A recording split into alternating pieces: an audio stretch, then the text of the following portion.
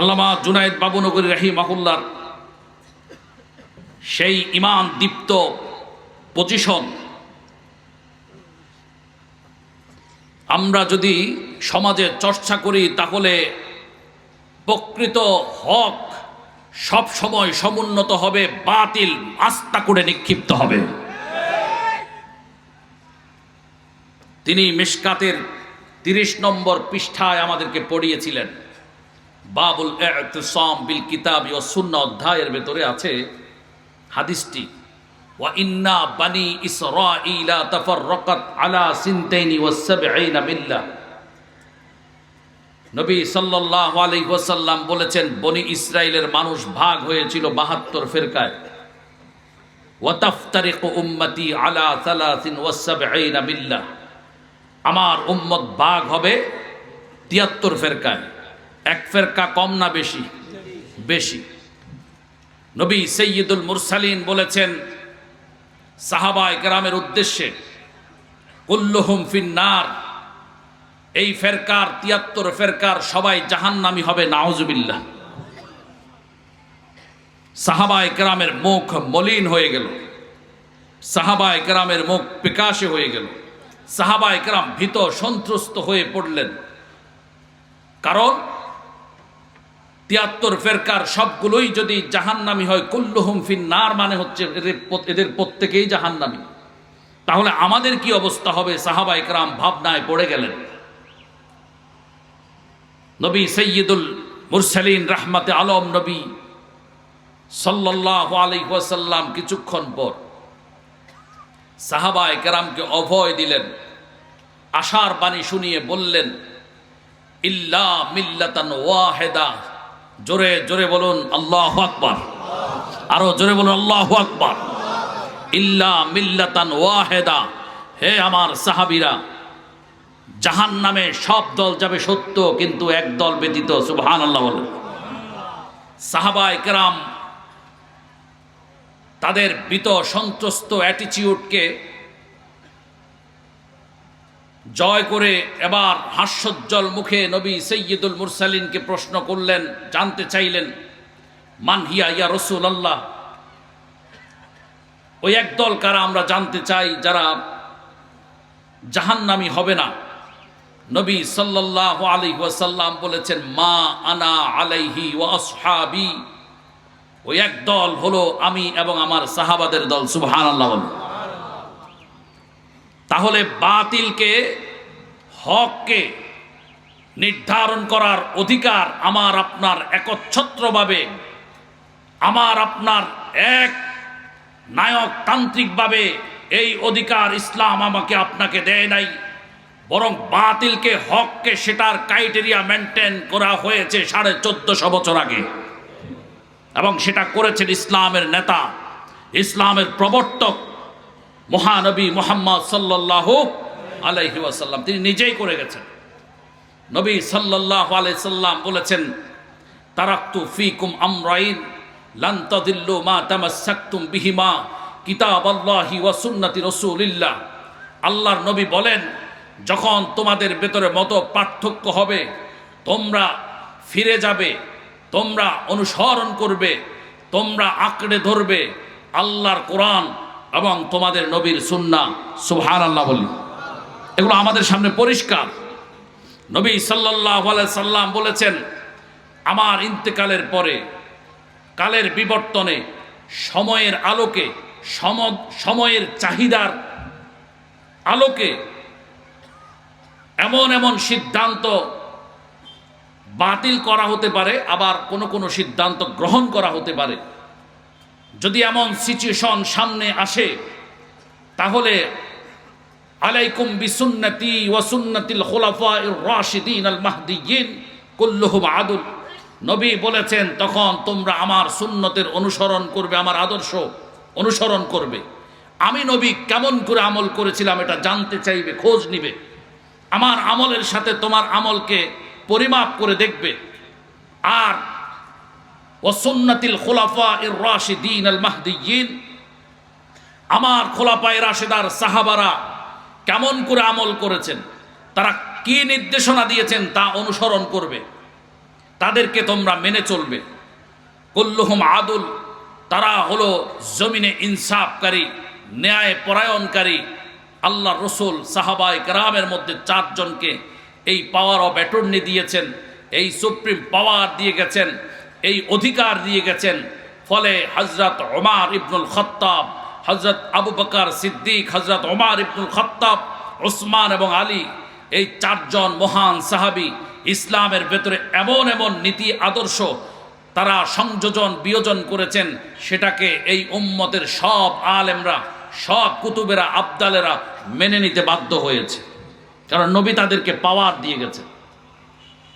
নবী সাল্লাল্লাহু আলাইহি ওয়াসাল্লাম বলেছেন,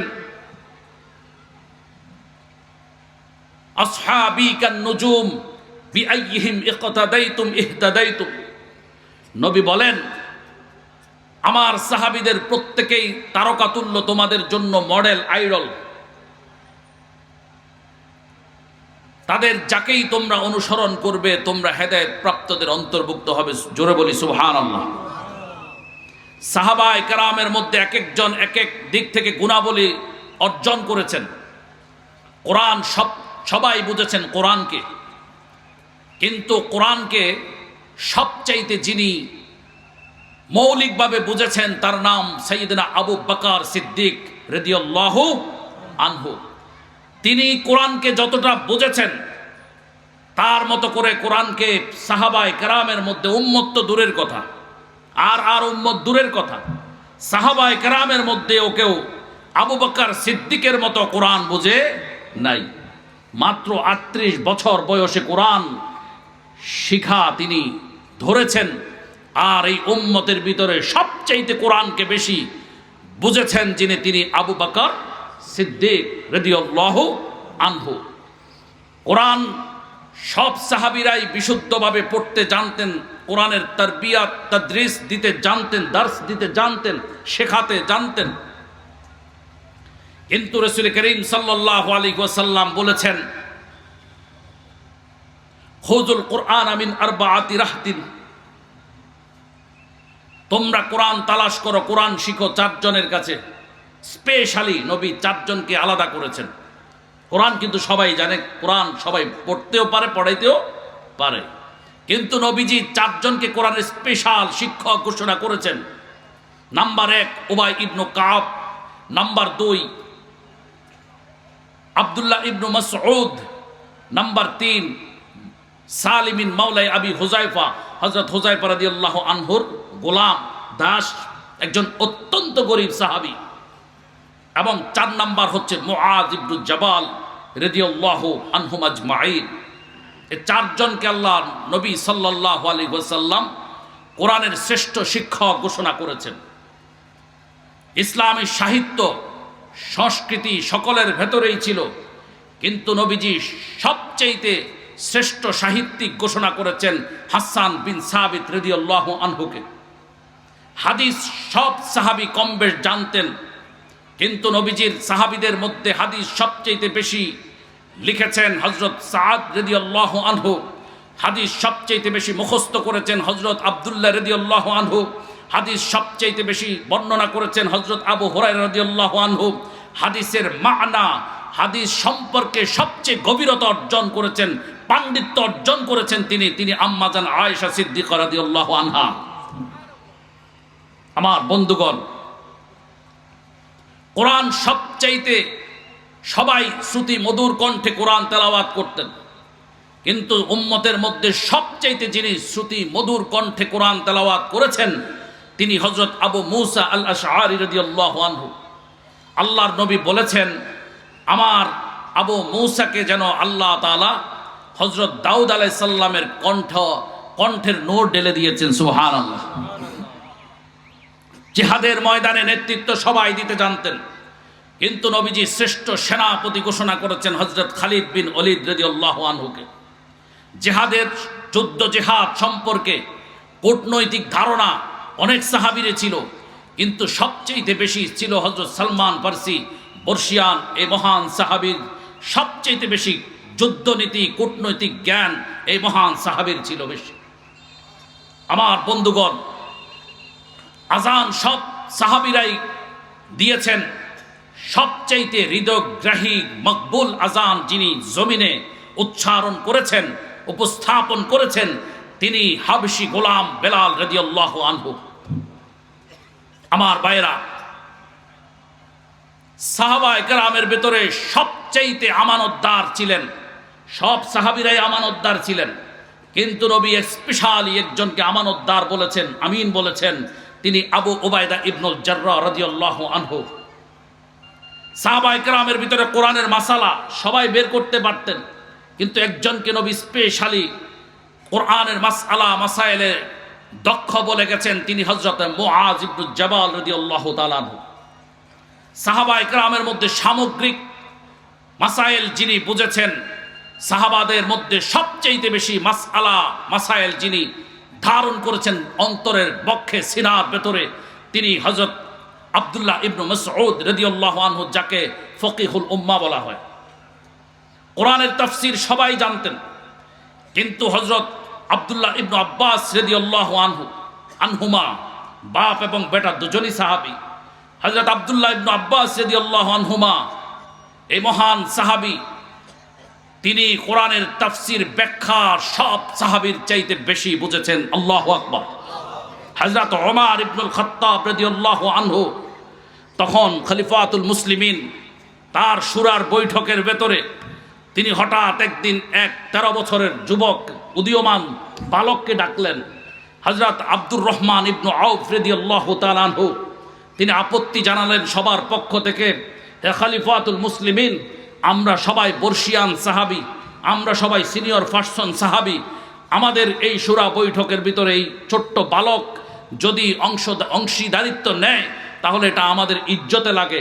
অন্য অন্য সাহাবায়ে কেরাম আমাকে বলেছেন, হযরত ওমর ইবনুল খাত্তাব বলেছেন যে বিশ্বাস করুন আব্দুর রহমান ইবনু আউফ, আমি এই বালকের কাছে কোরআন সম্পর্কে যতটা এলেম শিখেছি সেটা আর কারো কাছে শিখতে পারিনি।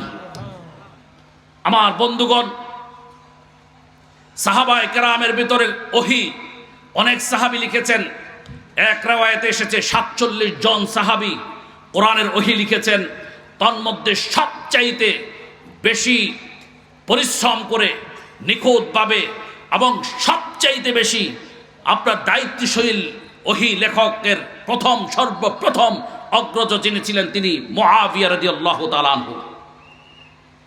এ মহান সাহাবী সম্পর্কে নবী সাল্লাল্লাহু আলাইহি সাল্লাম বলেছেন, আল্লাহুম্মা হদি হাদিয়াম মাহদিয়া ওয়া ইয়াহদি বি।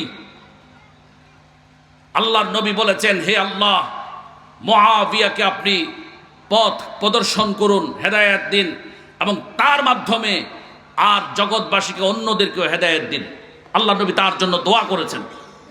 যেই সাহাবীর নামে দোয়া করেছেন আল্লাহর রাসূল, সেই দোয়া কবুল হয়েছে কি হয় নাই? আমি জোরে শুনতে চাই, আরো জোরে শুনতে চাই। আমার বন্ধুগণ, সাহাবায়ে কেরামের ভিতরে এই মহান সাহাবী এত কৃতিত্ব অর্জন করেছেন। আল্লাহর নবী বলেছিলেন, সর্বপ্রথম যেই কাফেলাটি নৌ অভিযানে বের হবে, অর্থাৎ নৌপথে যুদ্ধে বের হবে, সেই কাফেলার প্রত্যেকেই জান্নাতি হবে। সুবহানাল্লাহ। হযরত উম্মু সালামা রাদিয়াল্লাহু আনহা তিনি বর্ণনা করেন, যেই উম্মতের সর্বপ্রথম কাফেলা, যেই কাফেলা নৌ অভিযানে বের হয়েছে সাইপ্রাস অঞ্চল দিয়ে, লিবিয়া অঞ্চল দিয়ে ইউরোপে গেছে, সেই কাফেলার যিনি সেনাপতি ছিলেন তার নাম মুআবিয়া রাদিয়াল্লাহু তাআলা আনহু। এ মহান সাহাবী ইসলামের অনেক বড় অধ্যায় রেখে দিয়েছেন, দখল করে রেখেছেন। সাহাবায়ে কেরামের মধ্যে সবচেয়ে শ্রেষ্ঠ গভর্নর ছিলেন হযরত আমর ইবনুল আস রাদিয়াল্লাহু তাআলা আনহু। সাহাবায়ে কেরামের মধ্যে সর্বশ্রেষ্ঠ মুআল্লিম যিনি ছিলেন, তিনিও আব্দুল্লাহ ইবনু মাসউদ রাদিয়াল্লাহু তাআলা আনহু। আমি এই মহান সাহাবীর একটি ঘটনা আপনাদের মাঝে পেশ করতে চাই। আমি যদি প্রশ্ন করি, কোরআনের জন্য যারা রক্ত দিয়েছেন, এদের মধ্যে ফেকুয়া চকরিয়ার ইতিহাস এদেশে স্বর্ণাক্ষরে লেখা থাকবে। কোরআনের পাখি আল্লামা দেলাওয়ার হুসাইন সাঈদীর জন্য এই জমিনে কিন্তু অনেকে রক্ত ঢেলেছেন। আল্লামা সাঈদীর ফাঁসির আদেশ এসেছে এই ফেকুয়া কক্সেস বাজারের চকরিয়ার তৌহিদি জনতা প্রমাণ করেছে, কোরআন তো দূরের কথা, কোরআন ধারণ করেছে আল্লামা সাঈদী। এ কারণে তার জন্য শত মানুষ রক্ত দিয়ে প্রমাণ করেছে এদেশে কোরআন কোনোদিন অপমানিত হতে দেয়া যাবে না, যাবে না, যাবে না।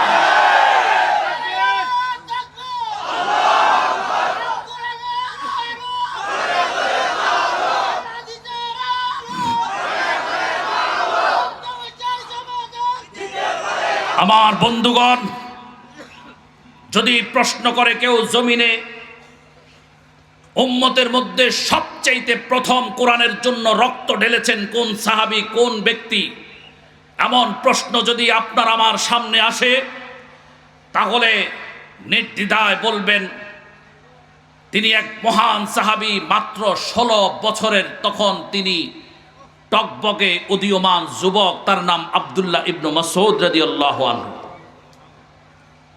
হযরত সুহাইব রুমি রাদিয়াল্লাহু আনহু বর্ণনা করেন, একদিন দারুল আরকামের ভেতরে সাহাবায়ে কেরাম, তখন মুষ্টিমেয় কয়েকজন, অল্প কয়েকজন সাহাবী, এবং এদের অনেকেই হচ্ছে তখন গরিব, কামলা, বদলা, মানুষের বাড়িতে দাসের কাজ করে। পরস্পরে তারা জিজ্ঞেস করছিলেন, বলছিলেন যে আল্লাহর রাসূল সাল্লাল্লাহু আলাইহি সাল্লাম তো মক্কার জমিনে প্রকাশ্যে তেলাওয়াত করছে, তো আমাদের ভিতরে তো এখনো কেউ আমরা ইমানের তেজ উপস্থাপন করতে পারলাম না, দেখাইতে পারলাম না। খানায় কাবার সামনে গিয়ে প্রকাশ্যে কোরআন তেলাওয়াত করতে পারবে এমন সাহস কার আছে? সাহাবীরা পরস্পর একজন আরেকজনকে জিজ্ঞেস করছিলেন। তখনও কিন্তু কেউ প্রকাশ্যে সাহাবীদের ভিতরে কোরআন তেলাওয়াত করার সাহস পায়নি। আমার বন্ধুগণ, আপনারা জানেন, যারা প্রাথমিক দিকে ইসলাম গ্রহণ করেছিলেন, তাদের মধ্যে সর্বপ্রথমে ছিলেন হযরত ইয়াসির রাদিয়াল্লাহু আনহু, তার স্ত্রী সুমাইয়া রাদিয়াল্লাহু আনহা, তাদের সন্তান আম্মার রাদিয়াল্লাহু আনহু, হযরত বেলাল রাদিয়াল্লাহু আনহু, হযরত খাব্বাব রাদিয়াল্লাহু আনহু, হযরত খুবাইব রাদিয়াল্লাহু তাআলা আনহু, হযরত সুহাইব রুমি রাদিয়াল্লাহু তাআলা আনহু, এবং হযরত আব্দুল্লাহ ইবনে মাসউদ রাদিয়াল্লাহু তাআলা আনহু সহ এই কয়েকজন।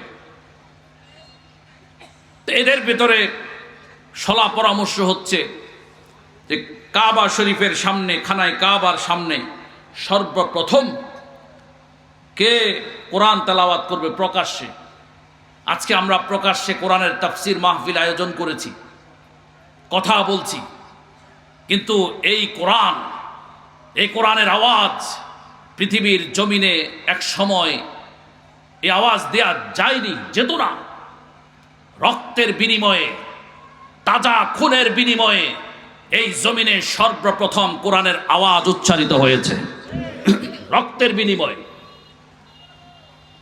যারা কোরআনের দায়ী, যারা কোরআনের বাহক, যারা কোরআনের ধারক, যারা কোরআন নিয়ে রাজনীতি করে, যারা কোরআনের পক্ষে কথা বলে, তাদেরকে সবসময় একটা কথা মাথায় রাখতে হবে, প্রকৃতার্থে কোরআনের কথা বলতে গেলে, প্রকৃতার্থে কোরআনের পক্ষে কথা বলতে গেলে, প্রকৃতার্থে কোরআনের পক্ষ অবলম্বন করতে গেলে এই জমিনে রক্ত ঝরবে, কাম ঝরবে, জীবন দিতে হবে। রক্ত দেয়া ছাড়া, কাম জড়ানো ছাড়া, জীবন দেয়া ছাড়া আপনি কোরআনের আইন বাস্তবায়ন করবেন, এটা কশ্চিনকালেও কখনো সম্ভব হবে না। কারণ জমিনে সর্বপ্রথম কোরআন রক্ত নিয়েছে। কে নিয়েছে ভাইরা আমার? রক্ত নিয়েছে কোরআন। সেই রক্ত একজন 16 বছরের উদীয়মান যুবকের বুক থেকে নিয়েছে। আমার বন্ধুগণ, সাহাবায়ে কেরামের সলা পরামর্শের ভেতরে 16 বছরের একজন যুবক দাঁড়িয়ে গেলেন, বললেন, আমি কাবা শরীফের সামনে, খানায় কাবার সামনে আমি কোরআন প্রকাশ্যে তেলাওয়াত করতে চাই। সাহাবায়ে কেরাম বললেন, না বালক, তুমি এর মন সাহস করবে না, তুমি আজনবী, তুমি মক্কার কোনো স্থায়ী বাসিন্দা নও, মক্কার জমিনে তোমার শক্তিশালী কোনো অভিভাবক নাই, তুমি শক্তিমান কোনো বংশের সন্তানও নও, সুতরাং তুমি যদি এমন কাজ করো তাহলে তোমাকে আস্ত রাখবে না, কুরাইশ কাফেররা তোমাকে মেরে ফেলবে। এই 16 বছরের যুবক তিনি কারো কথা মানলেন না, দৌড় মেরে চলে গেলেন কাবা শরীফের সামনে। সেখানে গিয়ে তিনি কোরআন থেকে তেলাওয়াত করা শুরু করলেন। আর রহমান আল্লামাল কুরআন খলাকাল ইনসান আল্লামাহুল বায়ান। এই যুবক 16 বছরের উদীয়মান যুবক দৃঢ় কণ্ঠে কোরআনের আয়াতগুলো তেলাওয়াত করছিলেন। চতুর্দিক থেকে মারপিট শুরু হয়ে গেছে, কেউ লাথি মারে, কেউ ঘুষি মারে, কেউ পাথর মারে। মারতে মারতে মারতে মারতে এই যুবক আর জমিনের ভেতরে দাঁড়িয়ে থাকার শক্তিটুকু তার নাই। তিনি লুটিয়ে পড়লেন, জমিনের ভেতরে লুটিয়ে পড়লেন। মারের চোটে তিনি আর স্থিরভাবে দাঁড়িয়ে থাকতে পারলেন না। তিনি রক্তাক্ত হয়ে নিথর নিস্তব্ধ হয়ে গেলেন। কাফেররা বলা বলি করছিল, আর মেরো না, জীবন শেষ হয়ে গেছে, আর এই ছেলেটি আর জীবিত নেই। কাফেররা মৃত মনে করে কুরাইশ কাফেররা চলে যাবার পর ওই গরিব সাহাবায়ে কেরাম ছুটে আসলেন, কারণ তখন বাধা দেওয়ার মতো, প্রতিরোধ করার মতো কোনো ক্যাপাসিটি তাদের ছিল না। হযরত সাহাবায়ে কেরাম এই দৃশ্য দেখে তারা তড়িৎ আল্লাহর রাসূল সাল্লাল্লাহু আলাইহি ওয়াসাল্লামকে খবর দিলেন। নবীজি আসলেন, তিনি দেখলেন রক্তাক্ত হয়ে পড়ে আছে, মাথার উপরে চেহারার উপরে কাপড় দিয়ে দেয়া হয়েছে, মনে করা হয়েছে এই ছেলেটি আর জীবিত নাই, মারা গেছে, ইন্তেকাল করেছে মনে করে সবাই তার গায়ের উপরে কাপড় দিয়ে দিয়েছে। আমাদের রাস্তাঘাটে যেমন মানুষগুলো গাড়ি অ্যাক্সিডেন্ট করে অথবা সন্ত্রাসী হামলা শিকার হয়ে যখন মানুষগুলো মারা যায়, আমরা আগন্তুক লোকরা পথচারীরা কি করি, তার গায়ের উপরে একটা কাপড় দিয়ে রাখি। এমন করে রক্তাক্ত এই দেহটার উপরে কাপড় দিয়ে দেয়া হয়েছে। বিশ্ব নবী সাইয়্যিদুল মুরসালিন উম্মতের কান্ডারি নবী ছুটে আসলেন। নবী সাল্লাল্লাহু আলাইহি ওয়াসাল্লাম এসে যখন কাপড়টা উঠালেন চেহারার উপর থেকে, নবী দেখলেন এই আর কেউ নয়, এই হচ্ছে নবী সাল্লাল্লাহু আলাইহি সাল্লামের বালিশগুলো চিনিয়ে গিয়ে দিতেন, নবীজির বদনাটা চিনিয়ে গিয়ে দিতেন, খড়ম মোবারক জুতা মোবারক চিনিয়ে গিয়ে নিতেন, নবীজির পানির পাত্রটা চিনিয়ে গিয়ে নিতেন, নবীজির লাঠি মোবারকটা চিনিয়ে গিয়ে নিতেন। সেই উদীয়মান বালক আব্দুল্লাহ ইবনু মাসউদ। আমার বন্ধুগণ, আল্লাহর নবী সাইয়্যিদুল মুরসালিন ওই আব্দুল্লাহ ইবনু মাসউদ রাদিয়াল্লাহু তাআলা আনহুর ওই পায়ের উপর থেকে যখন কাপড়টা সরালেন, নবীজি দেখতে পেলেন আব্দুল্লাহ ইবনু মাসউদের পায়ের নলার ভেতরে কোনো গোস্তের চিহ্ন নাই। নলাগুলোকে এমনভাবে পাথর দিয়ে ফিসে ফিসে মেরেছে কাফেরের দল। আব্দুল্লাহ ইবনু মাসউদের বঙ্গর নলা এই জমিনের ভিতরে পড়ে আছে, রক্তাক্ত হয়ে, হাড্ডিসার হয়ে, গোস্ত নাই। আল্লাহর নবী সাইয়্যিদুল মুরসালিন চোখের পানি ধরে রাখতে পারলেন না। নবী সাল্লাল্লাহু আলাইহি ওয়াসাল্লাম সেদিন কেঁদে কেঁদে বলেছিলেন, আসাদ্দু ওয়া আ'যামু উহুদিন ওয়া হিরাউ জাবালান। আল্লাহর নবী সাল্লাল্লাহু আলাইহি ওয়াসাল্লাম মানুষকে বলেন, মানুষ সাক্ষী থেকো, এই জমিনের ভেতরে কোরআনের কথা বলার কারণে, কোরআন উচ্চারণ করার কারণে আমার এই মহান সাহাবী, আমার প্রিয় আদরের সাহাবী আব্দুল্লাহ ইবনু মাসউদের পায়ের গোস্তগুলো আজকে নাই, নলাতে নাই, হাড্ডিসার হয়ে হাড্ডিটা পড়ে আছে, দুর্বল হয়ে আছে। আসাধ্য নবী বলেন, কিন্তু আসাদ্দু ওয়া আযামু, এটা শক্তিমান হয়ে যাবে, এটা বড় হয়ে যাবে, এটা মর্যাদাবান হয়ে যাবে, এটা শক্তিশালী হয়ে যাবে কিয়ামতের ময়দানে। উহুদ ওয়া হিরা ও জাবালান, আল্লাহর নবী বলেন হেরা এবং উহুদ পাহাড়ের চাইতেও কিয়ামতের ময়দানে আব্দুল্লাহর এই পায়ের নলাগুলো মজবুত আর শক্তিশালী হয়ে যাবে। এ মুসলমান পেকুয়ার মানুষ, এই ছকুরিয়ার মানুষ, কক্সেস বাজারের মানুষ, বাংলাদেশের মানুষ, যারা কোরআনের জন্য রক্ত দিয়েছে, তাদের এই রক্ত বৃথা যায়নি। কোরআনের জন্য যারা রক্ত দিবে, তাদের এই রক্ত কোনোদিন বৃথা যাবে না। কোরআনের জন্য যারা মার খেয়েছে, বাড়িঘর হারিয়েছে, সন্তান এতিম করেছে, বউকে বিধবা করেছে, যারা কোরআনের কথা বলতে গিয়ে মার খেয়েছে ময়দানে, আল্লাহর নবী সাল্লাল্লাহু আলাইহি ওয়াসাল্লাম বলেন তাদেরকে আল্লাহ রব্বুল আলামিন স্পেশাল ভাবে কিয়ামতের ময়দানে এমন সম্মান দিবেন, তাদের সেই সম্মান, সেই কাতার হবে আব্দুল্লাহ ইবনে মাসউদের কাতার। কোরআনের কথা বলবো, মার খাবো না, এই চিন্তা বাদ দিতে হবে, এই চিন্তা বাদ দিতে হবে। কোরআনের কথা বলবো, ঢাকা থেকে আসছি চোখে সুরমা মেখে, একেবারে পারফিউম মেখে, আবার চলে যাব পারফিউম মেখে। শুধু এভাবেই যদি জিন্দেগি হয়, আমার কথার দ্বারা কোরআনের কোনো উপকার সাধিত হবে না। কোরআনের কথা বলতে গেলে মাথায় রাখতে হবে, হাতে হাত করা লাগবে, মাথায় আঘাত আসবে, বুকে আঘাত আসবে, জেল জুলুমের জন্য প্রস্তুত থাকতে হবে। সন্ত্রাসী, মাস্তান, রংবাজ, কোরআনের দুশমনদের বিরুদ্ধে রক্ত দিয়ে, জীবন দিয়ে লড়াই চালিয়ে যেতে হবে। কোরআনের কথাও বলবো, জিহাদের কথাও বলবো, ইসলামী রাষ্ট্র ব্যবস্থার কথাও বলবো, কিন্তু আমি রিস্ক নিব না, হক কথা বলবো না।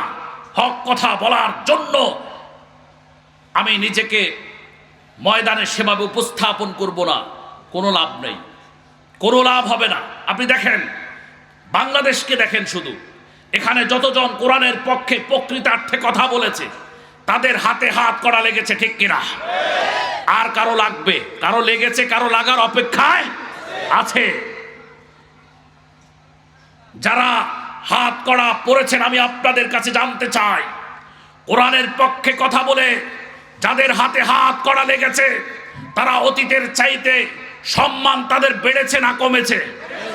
অবশ্যই বেড়েছে, অবশ্যই বেড়েছে।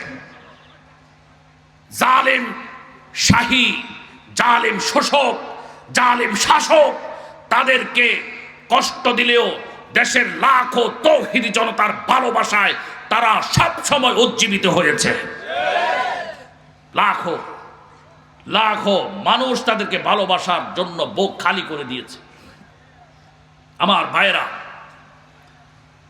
কোরআনের আইন বাস্তবায়ন করতে হলে সর্বপ্রথম মসজিদগুলোকে আগে পরিশুদ্ধ করতে হবে, মসজিদের মিম্বারকে পরিশুদ্ধ করতে হবে।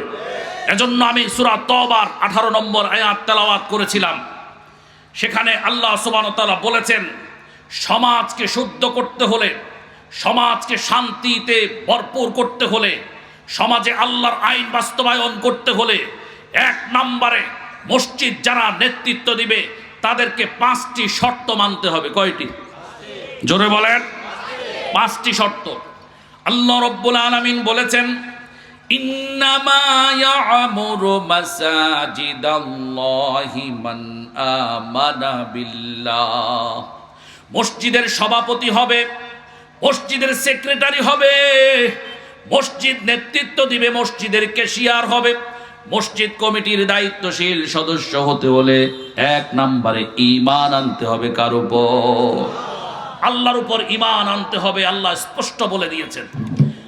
অতঃপর আল্লাহ রাব্বুল আলামিন বলেছেন, 2 নম্বর শর্ত, ওয়াল ইয়াউমিল আখির, আখিরাত দিবসকে বিশ্বাস করতে হবে, এ কথা মানতে হবে। দুনিয়াতে যত কাজই করি, যত ফাঁকিবাজি করি, কিয়ামতের ময়দানে আমার রবের দরবারে 5টি প্রশ্নের উত্তর দিতে হবে। কয়টি প্রশ্নের? 5টি প্রশ্নের উত্তর দিতে হবে। বিশ্বনবী সাইয়্যিদুল মুরসালিন রাহমাতে আলম নবী বলেন, লা তাজুলু কাদামা ইবনু আদম। 5টি প্রশ্নের জবাব দেওয়ার আগ পর্যন্ত কোনো বনি আদমকে এক চুল পরিমাণ স্থানচ্যুত হওয়ার সুযোগ দেওয়া হবে না।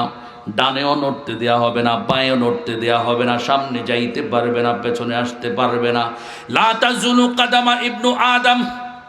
5টা প্রশ্নের উত্তর না দিলে লড়তে দেয়া হবে না, নড়াচড়া করতে দেয়া হবে না। সেখানে আল্লাহর আদালতে আসামি হয়ে দাঁড়িয়ে থাকতে হবে 50,000 বছর। আল্লাহু আকবার। কয় হাজার বছর? 50,000 বছর পর্যন্ত দাঁড়িয়ে থাকতে হবে। হে মানুষ, কিসের এত অহংকার, কিসের এত দাম্ভিকতা? আম্মাজান আয়েশা সিদ্দিকা রাদিয়াল্লাহু তাআলা আনহা নবীজির এক প্রশ্নের জবাবে বলেছিলেন, আল্লাহর নবী বলেছেন, মানুষকে যখন পুনরুজ্জীবিত করা হবে, মানুষ কবর থেকে উলঙ্গ হয়ে হাসরের মাঠের দিকে দৌড়াতে থাকবে। আম্মাজান আয়েশা সিদ্দিকা রাদিয়াল্লাহু আনহা জিজ্ঞেস করলেন, ইয়া রাসূলুল্লাহ, মানুষ যদি উলঙ্গ হয়ে হাসরের ময়দানের দিকে যায়, তাহলে কিভাবে তার মায়ের সামনে সন্তান দাঁড়াবে? সন্তানের সামনে কিভাবে মা চোখ দেখাবে? আল্লাহর নবী সাইয়্যিদুল মুরসালিন জবাবে বলেছেন, রে আয়েশা, সেদিন ওই মানুষগুলো হাসরের ময়দানে যাওয়ার আগেই, কবর থেকে উত্থিত হওয়ার আগেই আল্লাহ রব্বুল আলামিন মানুষের গাড়ের পেছনে, প্রত্যেক মানুষের গাড়ের পেছনে একটা জয়েন্ট আছে, ওই জয়েন্টের মধ্যে একটি বাটি আছে, বাটি। এই বাটিটার উদাহরণ হলো গাড়ির যেমন সকেট জবার নামে একটা যন্ত্র রয়েছে, ওই সকেট জবার থাকার কারণে মানুষ চাইলে, ড্রাইভার চাইলে গাড়িটারে ডানে ঘুরাইতে পারে, বামে ঘুরাইতে পারে, সামনের দিকে নিতে পারে, পেছনের দিকে নিতে পারে। নবী সাইয়্যিদুল মুরসালিন বলেছেন, পেছনের গাড়ের বাটিটার কারণে, জয়েন্টের বাটিটার কারণে মানুষ চাইলে ডান দিকে তাকাইতে পারে, বাঁ দিকে তাকাইতে পারে, উপরে তাকাইতে পারে, নিচে তাকাইতে পারে, অর্থাৎ মানুষ যেদিকে চায় সেদিকে তাকাইতে পারে। আমার আল্লাহ রব্বুল আলামিনের নবী বলেন, ও আল্লাহ রব্বুল আলামিন মানুষকে পুনরুজ্জীবিত করার আগে এই গাড়ের বাটিটা ভেঙে দিবেন, ফলে মানুষের চেহারাগুলো জমিনের দিকে, পায়ের দিকে ঝুলে ঝুলে পড়বে। মানুষ চাইলে ডান দিকে বাঁ দিকে তাকাইতে পারবে না, সমস্ত অহংকার মানুষের চূর্ণ বিচ্ছুন্ন হয়ে যাবে। আল্লাহর নবী সাইয়্যিদুল মুরসালিন বলেছেন, হাসরের ময়দানে মানুষের দুটি আশায় মানুষ বুক বেঁধে থাকবে। একটি আশা হলো মানুষ চিন্তা করবে, আমি ডান হাতে আমলনামা পাচ্ছি নাকি বাঁ হাতে পাচ্ছি। আরেকটা হচ্ছে মিজানের পাল্লাটা আমার ভারী হবে নাকি কম হবে, এই আশায় মানুষ হতাশ হয়ে থাকবে, মানুষ উদ্বিগ্ন হবে, ভীত সন্ত্রস্ত হয়ে থাকবে। আর আল্লাহ রব্বুল আলামিন বলেন, মসজিদ কমিটির দায়িত্বশীল হতে হলে তোমাকে সেই দিনটাকে স্বীকার করতে হবে, যেদিন কোনো মানুষ ইয়া নফসি না বলে থাকবে না, মানুষের কোনো হুঁশ থাকবে না। মানুষ মাকে চিনবে না, বাপকে চিনবে না, ভাইকে চিনবে না, স্ত্রী সন্তানকে চিনবে না, মানুষ নিজেকে নিয়ে পেরেশান হয়ে থাকবে। এজন্য মসজিদ কমিটির দায়িত্বশীলকে সেই দিবসের উপর আস্থা রাখতে হবে, বিশ্বাস রাখতে হবে, মানতে হবে, বুঝতে হবে। আমি যদি দুনিয়ার জমিনে যদি কোনো অন্যায় আচরণ করে, যদি কোনো বেইনসাফি করি, তাহলে আল্লাহ রব্বুল আলামিনের আদালতে আমাকে জবাব দিতে হবে। আল্লাহ রব্বুল আলামিন বলেছেন, 3 নাম্বার শর্ত হলো ওয়া আকামাস সালাহ। আল্লাহ বলেন, জমিনের ভেতরে নামাজ কায়েম করার জন্য প্রস্তুত থাকতে হবে, কোশিশ করতে হবে, স্ট্রাগল করতে হবে, চেষ্টা করতে হবে। নামাজ শুধু পড়লে হবে না। একজন মসজিদের সভাপতি, মসজিদের সেক্রেটারি, মসজিদের ক্যাশিয়ার, মসজিদ কমিটির দায়িত্বশীলদেরকে সব সময় মানুষের নামাজের ব্যাপারে, মানুষের নামাজ কিভাবে মানুষ আদায় করবে সে ব্যাপারে ফিকির মান থাকতে হবে। 4 নম্বরে আল্লাহ রব্বুল আলামিন বলেন, ওয়া আতাজ যাকাত, যাকাত আদায় করতে হবে। 5 নম্বরে আল্লাহ রব্বুল আলামিন বলেন, ওয়ালাম ইয়াখশা ইল্লাল্লাহ, আল্লাহ ছাড়া জমিনের ভেতরে আর কাউকে ভয় করা যাবে না। এটা মসজিদের সভাপতির জন্য যেমন, মসজিদের সেক্রেটারির জন্য যেমন, মসজিদের ক্যাশিয়ার, মসজিদের দায়িত্বশীলদের জন্য যেমন, এই আইনটা ইমামের জন্য, এই আইনটা খতিবের জন্য, মুয়াজ্জিনের জন্য। একজন প্রকৃত ইমাম খতিব তিনি আল্লাহ ছাড়া জমিনের কোনো সুদখোর, ঘুষখোর, বেনামাজি, মাদকখোর, মাদক ব্যবসায়ী, সন্ত্রাসীকে কখনো ভয় পেতে পারে না। অনেক বাংলাদেশে ওদিন সচিবালয়ে আমি মিটিংয়ে ছিলাম, অনেকে তো অনেক পরিসংখ্যানে লেখে যে বাংলাদেশে এতটা মসজিদ, এতটা পাঞ্জেগানা, এতটা জুমা। আমিও অনেক সময় এগুলো ভাবতাম, কারণ পত্রপত্রিকা অনেক দেখেছি। কিন্তু সেদিন আমাকে ধর্ম মন্ত্রণালয়ের মাননীয় সচিব মহোদয় জানালেন যে বাংলাদেশে এখনও সরকারিভাবে ধর্ম মন্ত্রণালয় কিংবা ইসলামিক ফাউন্ডেশন অথবা কোনো নন পলিটিক্যাল অর্গানাইজেশন অথবা যে কোনো সংগঠন, সংস্থা, কেউই বাংলাদেশে কয়টি মসজিদ রয়েছে এটার পরিসংখ্যান এ পর্যন্ত কেউ করেনি। যেগুলো খবর এসেছে 3 লাখ মসজিদ, 5 লাখ মসজিদ, 4 লাখ মসজিদ, এগুলো হচ্ছে মানুষের অনুমান নির্ভর কথা। তো এই মসজিদগুলোতে ধরে নিলাম আমরা 3 লাখ মসজিদ, বাংলাদেশের 3 লাখ মসজিদের ভিতরে যদি আমরা চিরুনি অভিযান চালাই, তদন্ত করি, তাহলে আমরা দেখব এখনো পর্যন্ত এই মসজিদগুলোতে এমন বহু খতিব বসে আছে যারা সন্ত্রাসী, মাস্তান, লুটেরা, রংবাজ, সুদখোর, বেনামাজি, ঘুষখোরের পা ছাটা গোলাম। মিম্বারে হক কথা বলে না, ভয় পায়। এক এক ইমাম খতিবকে দেখবেন 30 বছর মিম্বার দখল করে আছে, 20 বছর মিম্বার দখল করে আছে।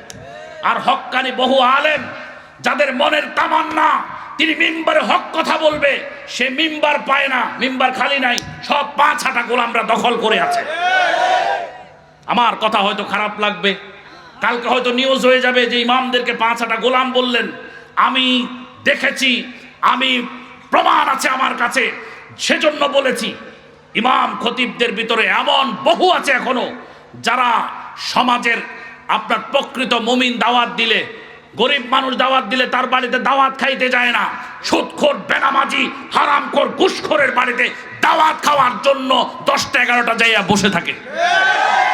এখন বহু আছে, বহু আছে, একটাবার চিন্তা করে না আমি ইমাম, আমি খতিব, আমি যে চিহ্নিত সুদখোরের বাড়িতে যাইয়ে খাচ্ছি, এটা সমাজের জন্য কি বার্তা দিচ্ছে।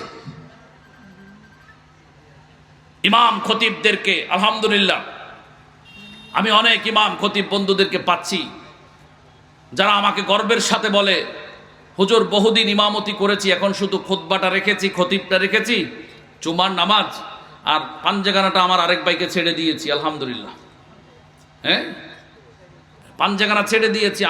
আমি আজকে পেকুয়ার এই 12 বাকিয়ার মাহফিল থেকে বলতে চাই দেশের ওই সকল ইমামদের উদ্দেশ্যে যারা দীর্ঘ বছর, 20 বছর, 25 বছর পাঞ্জেগানা জুমা একসাথে ধরে আছেন, আমি আপনার উদ্দেশ্যে বলতে চাই, আপনি ইমামতি বহু করেছেন, এখন শুধু খুতবাটা রাখেন, ইমামতি ছাড়েন, ছেড়ে তরুণ যারা দাওরায় হাদিস পাশ করতেছে, কামিল পাশ করতেছে, তাদেরকে ছেড়ে দেন, এবার তারা করুক। হ্যাঁ, তারা শিখতে হবে না, তাদের প্রশিক্ষণ নিতে হবে না। বাংলাদেশে দেখবেন ফিজি হসপিটালে যান, চট্টগ্রাম মেডিকেলে যান, কক্সবাজার সদর হসপিটালে যান, এখানে দেখবেন নির্দিষ্ট একটা বয়স আছে, বয়সের পর তারা প্রথমে কনসালটেন্ট হিসেবে নিয়োগ পায়, এরপরে সহকারী অধ্যাপক, এরপরে হচ্ছে সহযোগী অধ্যাপক, এরপর অধ্যাপক হয়ে তার চাকরি ক্লোজ। ঠিক আছে, বৃদ্ধ হয়ে গেছে তো। আর আমাদের দেশে দাঁত 4টা নাই, আলহামদুলিল্লাহ এখনো উচ্চারণ করতে আর পারে না, তিনিও ইমামতি ধরে বসে আছে। আমার কথাই খারাপ লাগে? হ্যাঁ। আর অনেক পোলা পাইন মাওলানা পাশ করে, মুফতি পাশ করে চাকরি পায় না, মসজিদ মাদ্রাসা পায় না, পোলাটা বিয়েও করতে পারে না, টাকা নেই, প্রত্যেকে বেকার। বেকার কি? বেকার। তা আমার কথা হলো ইনসাফ আগে নিজেদের মধ্যে কায়েম করতে হবে। আপনি যেহেতু 10 বছর ইমামতি খেতাবত একসাথে করেছেন, এবার ইমামতিটা ছেড়ে দেন, ছেড়ে দিয়ে শুধু খুতবাটা রাখেন। আপনি যখন ইমামতি ছেড়ে দিবেন, এখানে আমার আরেকটা নবাগত আলেম, নবীন আলেম এখানে চান্স পাবে না? সে আস্তে আস্তে আস্তে আস্তে নিজেকে গঠন করবে।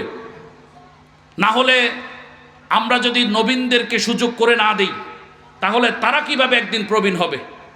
তাহলে তো একসময় ইসলাম আপনার মুখ থুবড়ে পড়বে। তো এই এলাকায় ইসলামের আর কাজ হবে না তো, কারণ আমরা তো তৈরি করতে পারিনি আমাদের সহকারীদেরকে। হ্যাঁ আমার বন্ধুগণ, মসজিদের মিম্বার নিয়ে কোনো আপোষ চলবে না। মসজিদের মিম্বারে হক কথা যদি বলা বন্ধ হয়ে যায় সমাজে আল্লাহর গজব নেমে আসবে। আল কোরআনের প্রতিনিধি আলেম সম্প্রদায়, যদি আল্লাহর আইন কায়েম করতে চাও এ দুনিয়ায়, তবে মসজিদের ওই মিম্বার নয় শুধুই সীমানা, গোটা দুনিয়া বানাতে হবে তোমার ঠিকানা। মিম্বার থেকে ময়দানে এগিয়ে যেতে হবে, সব বাতিলের চেয়ারগুলো দখলে আনতে হবে। ঠিক কিনা? শুধু ইমামতি করবো আর মুরগির রান খাওয়াইবো নাকি? হ্যাঁ, ইমামদেরকে আস্তে আস্তে শপথ নিতে হবে, মেম্বার চেয়ারম্যান হতে হবে, এমপি হয়ে সংসদে যেতে হবে।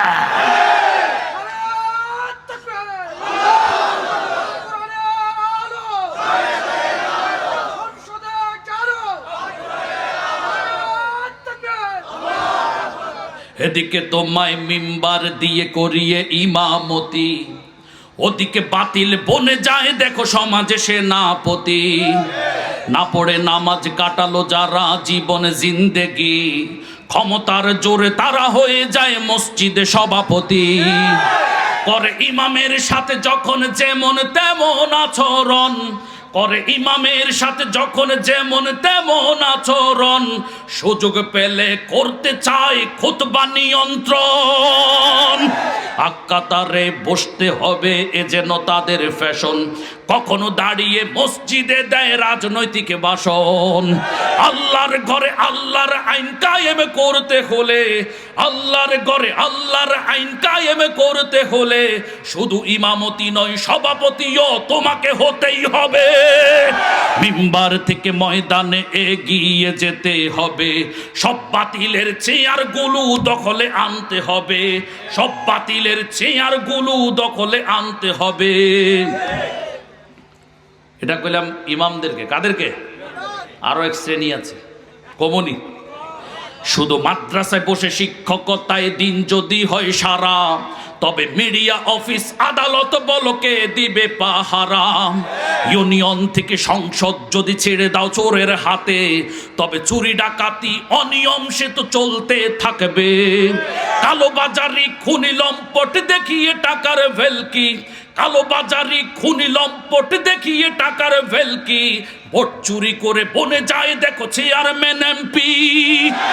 কাপুরুষতার খোলস ভেঙে সামনে কদম বাড়াও, নির্যাতিত জনগণের পাশে গিয়ে দাঁড়াও। বাংলাদেশে নবীর শাসন কায়েম করতে হলে শুধু শিক্ষক নয় এমপিও তোমাকেই হতেই হবে। আল কোরআনের প্রতিনিধি আলেম সম্প্রদায়, যদি আল্লাহর আইন কায়েম করতে চাও এ দুনিয়ায়, তবে মসজিদের ওই মিম্বার নয় শুধুই সীমানা, গোটা দুনিয়া বানাতে হবে তোমার ঠিকানা। মিম্বার থেকে ময়দানে এগিয়ে যেতে হবে, সব বাতিলের চেয়ারগুলো দখলে আনতে হবে, সব বাতিলের চেয়ারগুলো দখলে আনতে হবে, সব বাতিলের চেয়ারগুলো দখলে আনতে হবে। আল্লাহ আমাদের প্রত্যেককে মসজিদের মিম্বারগুলোকে জবাবদিহি মূলক মিম্বার গড়ে তোলার তৌফিক দেন। যেই মসজিদের মিম্বারের কাছে মুসল্লিদের জবাবদিহিতা আছে, সেই মসজিদের ওই সংশ্লিষ্ট মহল্লাতে শান্তি আছে, সম্প্রীতি আছে, আল্লাহর রহমত আছে। আর যেই মসজিদের মিম্বার গত 10 বছর 20 বছর শুধু মদখোর, গাঁজাখোর, আপনার সুদখোর, হারামখোর, এদের পা ছাটে যেই খতিব, সেই মসজিদ সংশ্লিষ্ট সমাজে আল্লাহর রহমতও নাই, শান্তিও নাই, এখানে শুধু গজব। আল্লাহ তাআলা আমাদেরকে বোঝার তৌফিক দেন। আমি হুজুর আসছে নি? হ্যাঁ আসতেছে না? ও বাজি